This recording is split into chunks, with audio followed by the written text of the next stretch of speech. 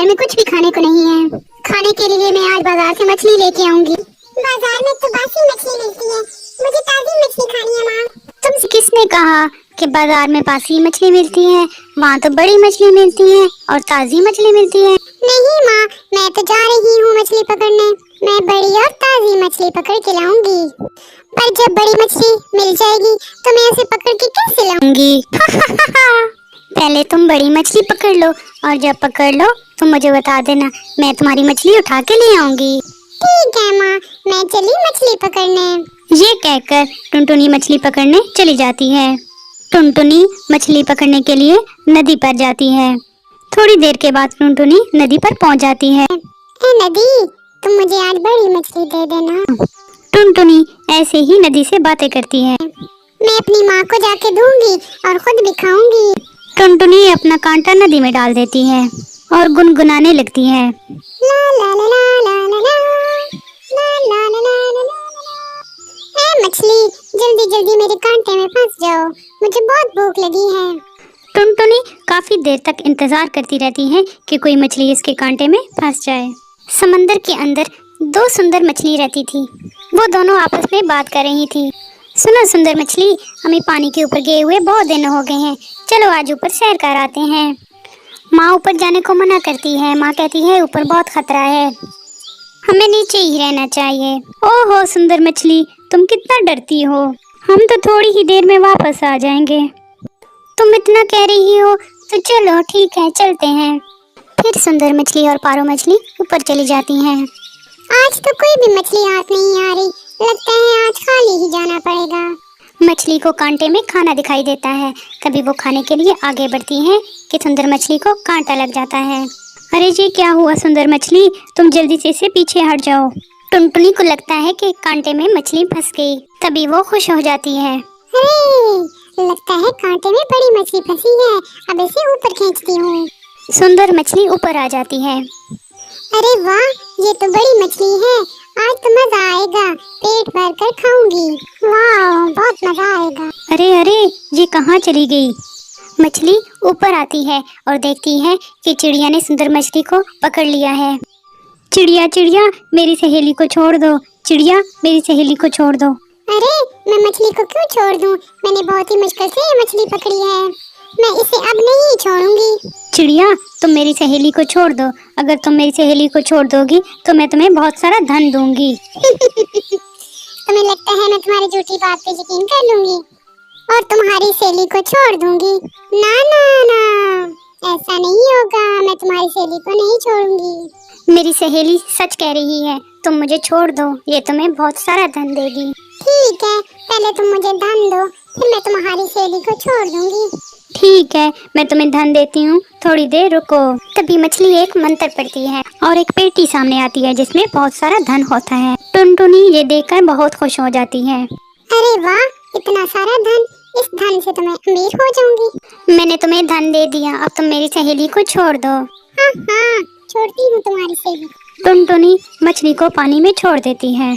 चिड़िया बहुत शुक्रिया तुम्हारा, अब हम चलते हैं। ये कहकर दोनों मछलियाँ पानी में चली जाती हैं। चिड़िया धन लेकर अपने घर चली जाती है। प्यारे दोस्तों, अगर आपको हमारी कहानी पसंद आई है तो हमारे चैनल को सब्सक्राइब कर दें, लाइक कर दें और अपने दोस्तों में शेयर कर दें। सुबह से मारे मारे फिर रही थी, लेकिन सुबह से शाम हो गई और उसे अभी तक दाना नहीं मिला था।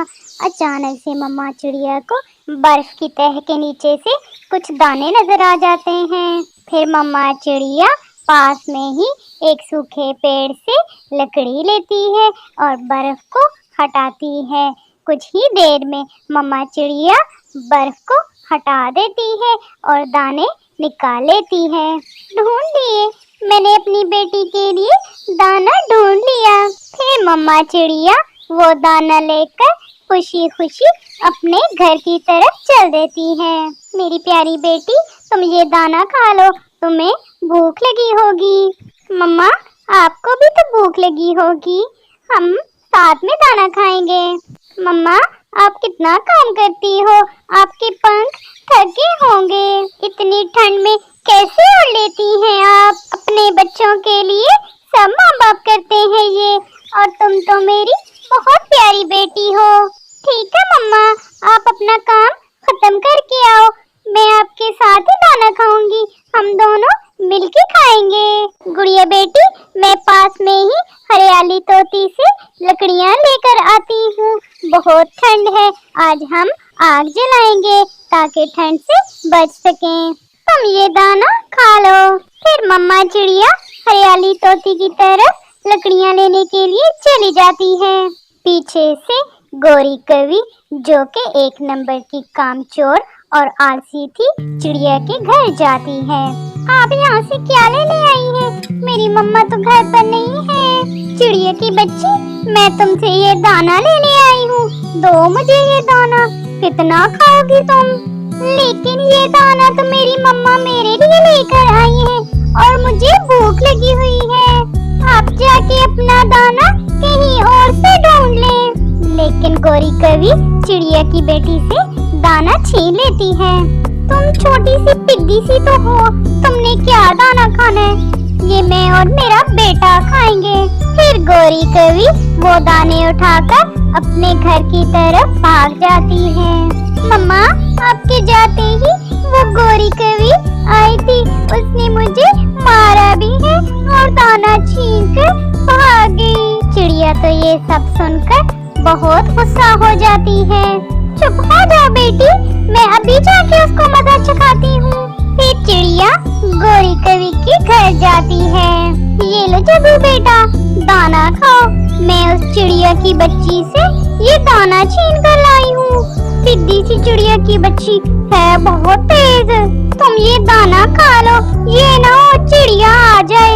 लेकिन गौरी कवि का बेटा जैसे ही दाने खाता है, वो दाने खाते ही मर जाता है। जग्गू बेटा, क्या हुआ तुम्हें? जग्गू उठो, जग्गू क्या हुआ तुम्हें? लेकिन जग्गू तो मर चुका था। कुछ ही देर में चिड़िया भी वहाँ पर पहुँच जाती है। इससे पहले कि चिड़िया कुछ बोलती, चिड़िया ये सब देखकर बहुत परेशान हो जाती है। गौरी कवि, ये तुम्हें तुम्हारी चोरी की सजा मिली है। अगली दफा किसी के घर में चोरी मत करना और ना ही किसी के बच्चों को परेशान करना। मुझे माफ कर दो चिड़िया, मैं अब ऐसा कभी नहीं करूँगी।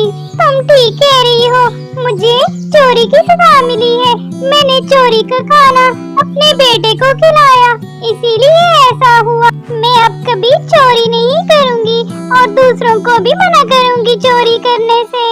प्यारे दोस्तों, अगर आपको हमारी कहानी पसंद आई है तो हमारे चैनल को सब्सक्राइब कर दें, लाइक कर